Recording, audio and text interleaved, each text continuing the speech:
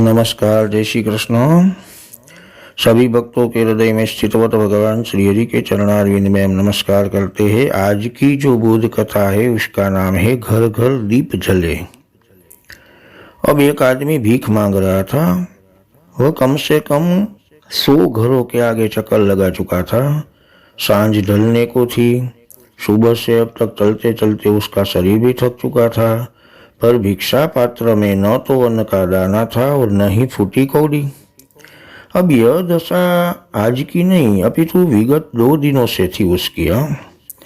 वह यूं ही भीख मांग रहा था, मगर किसी ने भी उसे कुछ नहीं दिया। दूधकार तो बहुत जगह से मिली, पर सहानुभूति कहीं से नहीं मिली। थका हारा भिखारी अपनी टूटी फूटी झोपड़ी में पहुंचा और भाग्य को कोसता हुआ सो गया। अब वह नींद लेना चाहता था, मगर भूखे को नींद कहाँ से आती भाई। अन्न ही प्राण है, भोजन ही जीवन का रक्षक है, भोजन के बिना चैन कहाँ। वह सोचता रहा, मन में विचारों की आंधी उठती रही। उसे पता भी न चला कि कब उसकी आंख मूंद गई। जब सुबह आंख खुली तो देखा कि भाई पाँव फट चुकी है और फिर भूखा पेट है। उसे भीख मांगने के लिए पेट ने मजबूर कर रहा है, तो उसके कदम फिर चल पड़े नगर की ओर, पेट की आग बुझाने के लिए। उसने सोचा कि नगर में तो बहुत घूम चुका हूँ, क्यों ना आज नगर सेठ की हवेली की तरफ जाऊं। भिखारी आया नगर सेठ की हवेली पर। सेठ बैठा था। भिखारी ने कहा कि सेठ साहब भूखा हूँ, कुछ तो दीजिए।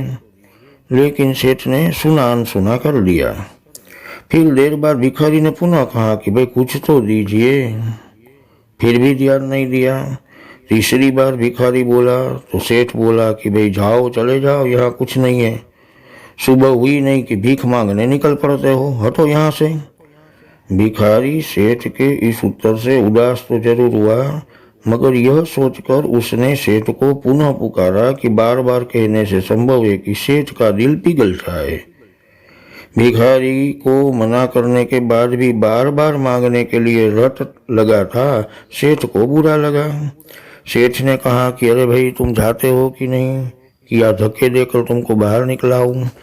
तो भिखारी की आंखों में आंसू निकल पड़े। मन में सोचने लगा कि पेट बड़ा पापी है। भिखारी ने हिम्मत करके फिर से एक बार भीख मांग ली। सेठ को इतना गुस्सा आया कि ठंडी पानी की बाल्टी जो बाजू में रखी हुई थी वो भिखारी के ऊपर डाल दी। अब भिखारी कांप उठा और उसकी आत्मा रो पड़ी। लेकिन सेठ जी का दिल नहीं पिघला। सेठ के द्वारा किए गए इस दुर्व्यवहार से भिखारी की भावनाओं को बहुत ठेस लगी। वह कहने लगा कि भाई यह भी जीना कोई जीना है, इससे तो मर जाना अच्छा है। तो भिखारी आत्महत्या करने के लिए तालाब में कूद पड़ा। संयोग से एक संत जो है वह तालाब के किनारे बैठे थे। उन्होंने भिखारी को डूबते हुए देखा और उसका मानव धर्म जो है उसी के कारण उसने उससे बाहर निकाला। संत ने भिखारी से डूबने का कारण पूछा तो भिखारी ने रोते रोते अपनी सभी राम कहानी सुनाई दी। संत ने कहा, अरे तुम भीख तो मांगते हो, मगर तुम मानव से भीख मांगो। तब भिखारी बोल उठा कि महाराज मानव कौन है, मैं कैसे पहचानूं। ठीक है। संत ने कहा, मैं तुम्हें एक चश्मा देता हूँ, उससे पहनकर तुम नगर में जाओ, जो इस चश्मे से तुम्हें मानव दिखाई देना उसी से भीख मांगना। अब भिखारी ने उसकी आज्ञा का पालन किया। चश्मा पहनकर वह सारे नगर में घुमा, परंतु उनको एक भी मानव नहीं दिखाई दिया। अंत में उसे एक मानव दिखाई दिया। वह जूता सिलाई कर रहा था। भिखारी सोचने लगा कि मानव तो मिला, परंतु इस मानव का दाना खाने का मुझे विधान नहीं है, मैं ब्राह्मण हूँ। अब वो लौटने चला। मोची ने उसे देख लिया और समझ गया कि भोजन की उसको सख्त जरूरत है। अब मोची ने भिखारी से कहा कि महाराज आप यहाँ ठहरिए, मेरे पास एक जूते की जोड़ी है, उसे मैं बेचकर जो पैसा मिलेगा मैं आपको दे दूंगा। अब मोची जो है वह जूतों की जोड़ी लेकर बाजार में गया। संयोग से उस देश का राजा अपने कुछ सिपाहियों के साथ उसी समय बाजार में निकल रहा था। राजा को जूते की जोड़ी बहुत ही अच्छी लगी। उसने दाम पूछा मोची ने कहा कि महाराज आपको जो उचित लगे वो दे दीजिए। राजा के कहने पर मंत्री पैसे देने लगा तो मोची बोला कि राजा, इन पैसों का अधिकारी मैं नहीं कोई और है, आप कृपया उसी के हाथ में ये पैसे दे दीजिए। वह भिखारी और कई दिनों से भूखा है। हाँ, तो राजा को बड़ा आश्चर्य हुआ क्योंकि मोची स्वयं एक निर्धन व्यक्ति था और वो भिखारी को दान दे रहा था। भिखारी को बुलाया गया। राजा ने भिखारी से पूछा, भाई तुम कौन हो, भीख क्यों मांगते हो? भिखारी बोला कि राजन मैं एक ब्राह्मण हूँ, भाग्य का मारा हूँ। अब भाग्य का मारा मैं भीख मांग रहा हूँ। राजा बोला, नगर में इतने बड़े बड़े धनी लोग हैं, उनको छोड़कर एक मोची से भीख मांगी तूने? तब भिखारी ने कहा कि राजन मैं कुछ कहूँ ना, इससे स्वयं अच्छा तो यह है कि आप यह चश्मा पहनकर स्वयं देख लीजिए। अब रहस्य जानने के लिए राजा को चश्मा पहनना पड़ा। राजा की आंखें चकरा गई। राजा चश्मे में नगर के बड़े बाजारों में देख रहा है कि जिसमें बड़ी बड़ी दुकानें हैं किंतु एक भी दुकान में एक भी मानव नहीं है। राजा जिजल देखता था, उसे पशु ही पशु दिखाई दिए पड़ते थे। राजा ने अपने मंत्री की तरफ देखा और सारे सिपाही को भी, तो वह भी पशु दिखाई दिए। अब राजा ने चश्मा उतारा तो फिर मनुष्य दिखाई देने लगे। राजा ने मंत्री से कहा, तुम भी मुझे इस चश्मे से देखो। मंत्री ने चश्मा पहना तो उसे राजा का ऐसा स्वरूप दिखाई दिया कि उसे कहते ही राजा उसे फांसी की सजा दे दे। राजा ने कहा, क्या देखा भाई? तो मंत्री बोला कि भाई आपका चेहरा तो बहुत सुंदर दिखाई दे रहा है, आप तो देवतुल्य हो।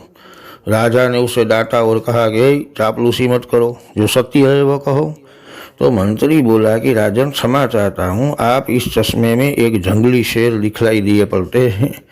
तो राजा बोला, तो क्या इस भरे बाजार में और कोई मानव भी दिखाई देता है? मंत्री ने कहा, हाँ महाराज, एक ही मानव दिखाई देता है और वह है मोची।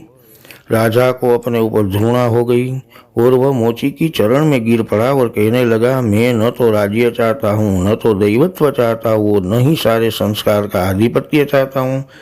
मैं चाहता हूँ केवल तुम्हारे जैसा मनुष्यत्व। हाँ, तो एक दीपक ऐसा है जो है सोने का, पर न तो उसमें तेल है, न तो उसमें बाती है और न उसमें अग्नि का संस्कार है। तथा दूसरा दीपक ऐसा है जो है मिट्टी का, उसमें तेल है, बाती है और अग्नि का संस्कार भी है। इनमें कौन सा दिया श्रेष्ठ है, सोने का या मिट्टी का? मोची के उस माटी के दिए में मानवता की जो झली थी, वो उसने मिट्टी के दिए में इतनी कीमत बढ़ा दी थी कि जिसके आगे सोने के दिए की कीमत कौड़ी सी हो गई। तो महापुरुष लोग दिए की कीमत नहीं आंकते, आकारों की पूजा नहीं करते, उनकी नजर तो टिकी रहती है ज्योतिर्मुख पर, प्रकाशवादी जीवन पर। जिनका जीवन प्रकाशवादी है वही मानवतावादी है। तो उस निराकार की आभा का दर्शन करना चाहते हैं जो आकारों के अंतर्गत में छिपी रहती है। हम लोग भी अपनी मानवता के बुझे हुए दीपक को जलाए और जिन लोगों ने जला रखा है वे उसमें थोड़ा और घी और तेल डालने का प्रयास करें, घर घर में मानवता का दीप जलाए। जय श्री कृष्ण।